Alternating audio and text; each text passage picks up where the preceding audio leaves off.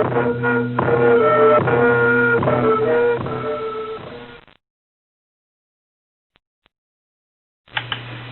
India Radio Imphal medium wave meter zathum somli point khat kilohertz zagyat somgya leni le FM megahertz zale thum point nga apan hongki point khya paite program hi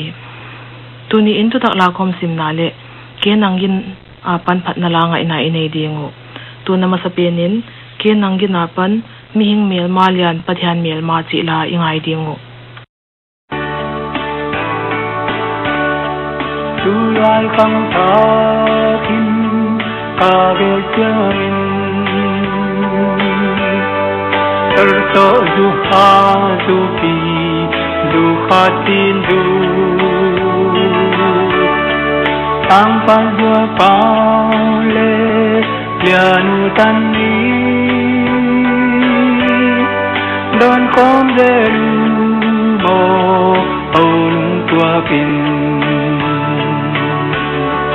mihing mel malia pathian mel mari quay lung pamang bat gen thế na chun tu in su sam tu chal thana tan nam da lang na chal chiking bul anahi mo chal salo tu whiskey brandy million in a ting ting semin walpol na di ma zan ko soti din mulai na pogban lo in mihing mel malia pathian mel mari quay lung pamang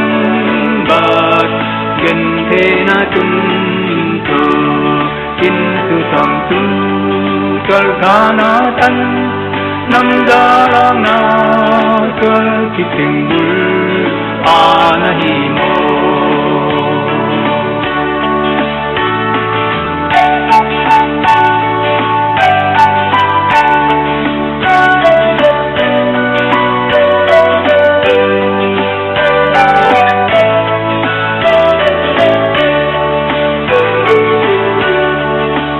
gam Christian gam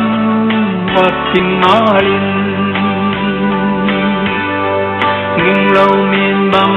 tina mai đi ngoa mô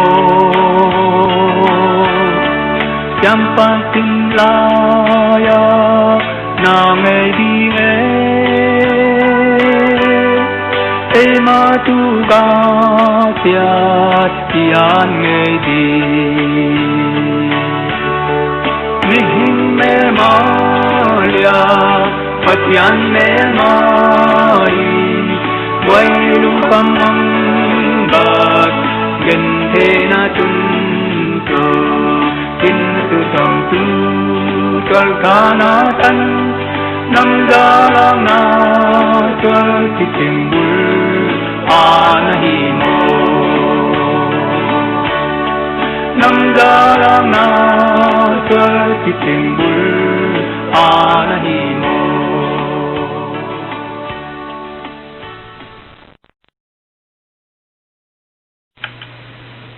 All India Radio Imphal chathak la khom asim tu vunglian moi Manipura apaita da ka som ni le li sungin pasal som sagi linga le numei som thum le gyan agom khom za le som le thum te covid positive case mu thakin om twati laka mi som guk le li te Central Armed Police Force hiwa adang ting minaw tang hi uhi positive case thak muwa om te Chuchanpura pan mi som le gya tel in state sunga district tom toma pan hi uhi apaita da ka som ni le li sung ma in Chuchanpura pan pasal kum som sagi le kwami heina na apan dam so zolowin jenim sa si Manipura pandemic ziaka si mi som nga le ni chamte hita covid care facilities pun tom toma om mi som kwate dam sianga pot sakin omuhi positive case tu le lin sangya jaguk le sagi oma heina na hi apan dam so sanguk jaguk som ni le kwa pha hi active case sang le zakwa le som ni le ku koma recovery rate somsagi lisagi point khat percent tungzau hi. Manipur Chief Minister N. Biren Singh in Zanin project tomtom ngaihkhiakna nei ngaihkhiata project te laka doctor le sin satu te posting changa namunding police training college a barak le model police station te tel hi twating bana helicopter bo na ding heliports nga warehouse storage somlani CEO office DC office kwa solkal officialty ading transit hostel somle sagi capacity convention center women's market complex le police te ading building te swangphum hon naling nei hi Tamenglong Thanlon Parbung More le Ziribama heliports lam hiding hi Mizoram zanin mi somni legiat te COVID-19 positive mu thakinom a heiti laka security personnel mi somni le li telu hi state sunga COVID case sang le zangale somthum le li phato hi active case zangale somgya lenga omlela mi zakwale somle le kwate hen na apan dam syang ta uhi Nagaland Solkalin Siamsin na inte akim khat September somni lekhat apan polkwa apan somnani ti ading in voluntary basis a honding in thupu containment zone in awap khaklo teaching le non teaching staff person somngate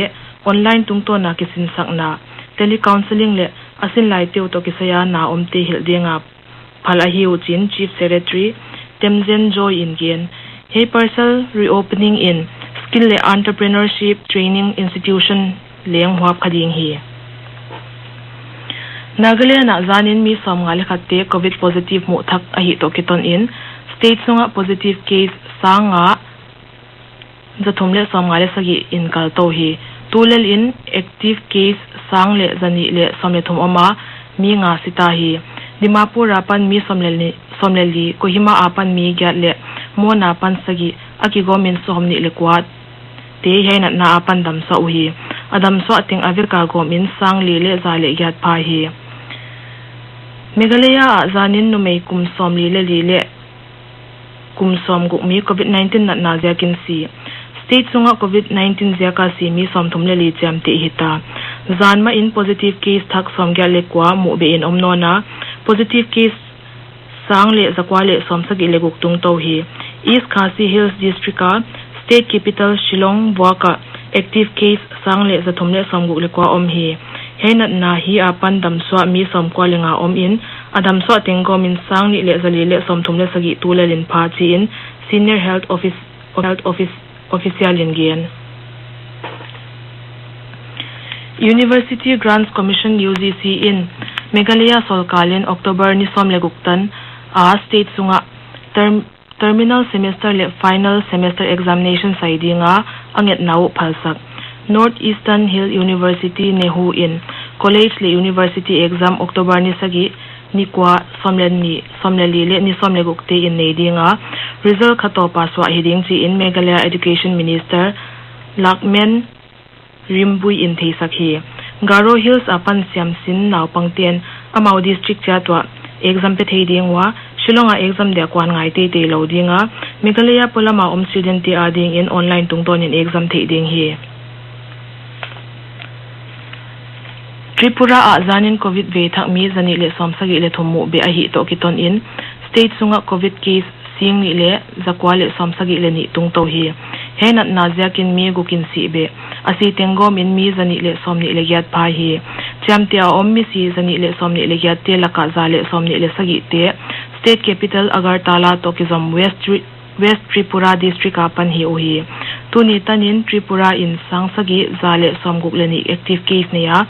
mi siang khat sang thum jangale somngale kwate henat na apan dam siang ta uhi Arunachal Pradesh zanin mi zale somngale kwate COVID positive mu be ahi to kiton in state sunga positive case sangguk zagya somngale khat in pungto hi capital complex region a COVID case mu thak somgya ligyat pha in atam pen swakhi Arunachal COVID recovery rate somsagi leni point nga bial percent pha hi Zanin World Bamboo Day at ahi to kiton in Development of Northeastern Region Minister Jitendra Singh in COVID-19 zo chiang in malswa bial India adi nga sumdon namun hoi pen hiding chi in gen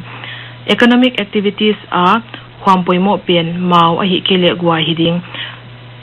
sumsin na inten ma swa lo ne na lam to ki sai jong swa ding in panlawa hei ham phatna ki khel sakhet loading in Nanggin hi tu pandemic kuna mau in ma swa le India gamsunga economic lam post covid era a hon pan pi ma ding chi in minister in gen be tunya dinga thuthak la khom isim kha the hai ting a hi COVID-19 dona a frontline worker te na sep pan pi in la pa toy dan siamin thuzau the zak tu in pangken thubel chian dol le thudik na the na ding in Ministry of Health and Family Welfare website a pan la zil in la COVID-19 the zak tu in kwama ngo ken COVID-19 veidam kikte ten bol mai loin thu hoi le maban lamet na to han thon zo in Kainat na ve khale quarantine na om khate min hi na veng min te pholak ding a hike thu swa tu Ministry of Health and Family Welfare Government of India abana ke Nanggin na pan pathian it na tungnung chi la ingai dingo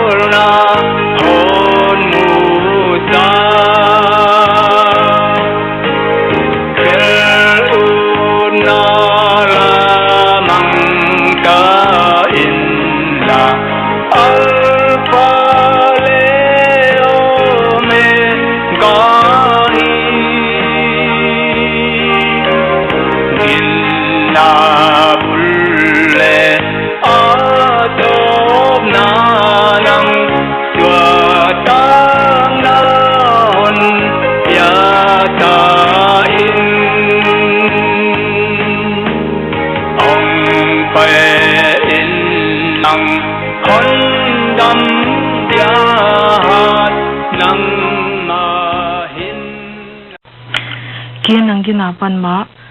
longkhol na nuam chi la ingai zom dingo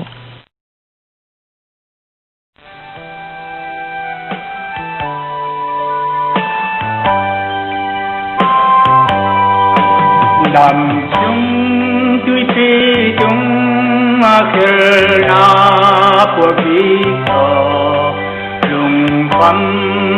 kỳ ca vây lại ta Din tina ulit kajapat long koran wan akaluta akaporta long koran bina tui pi tungabai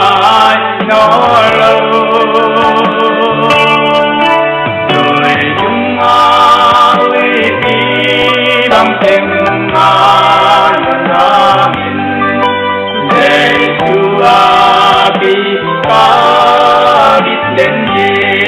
hôn cùng đi cây ca kia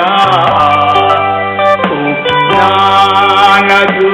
lên kịp đến nhé mà perlu cek ya kakan tol magnamu lungkol na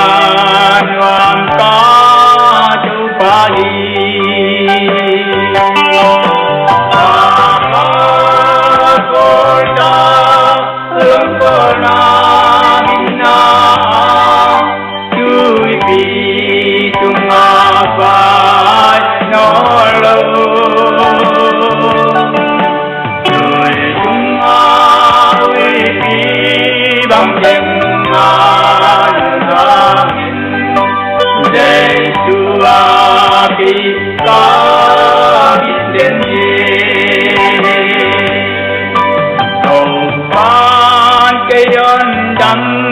sakit yang kekain yang bulu yang bat narantang longkolan wama inadei kempeute dam saknuan te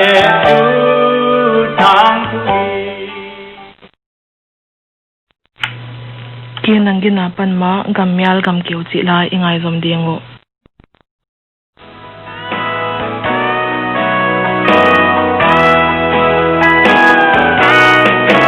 gamyal gam kiu na ga ta amena pau ki lo de tua kilemu na ipe baba terpetaya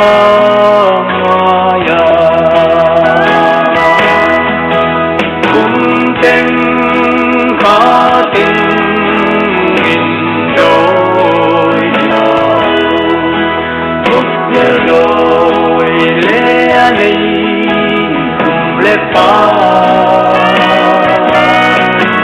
Dumuntam le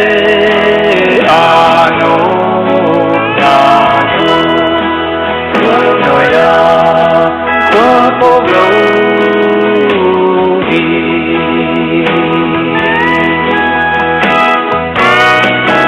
maki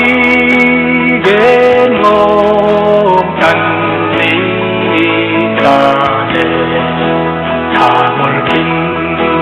quay bên thế min mang lên chú là chú ô ba lô lê nhạc chú lung tăng na ma đi cùng tên khá tình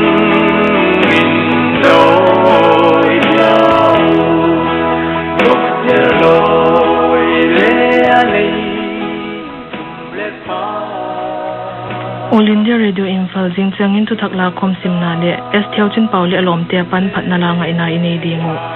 tuni talam dagle le minute som ligin to kitonin ihonu abeita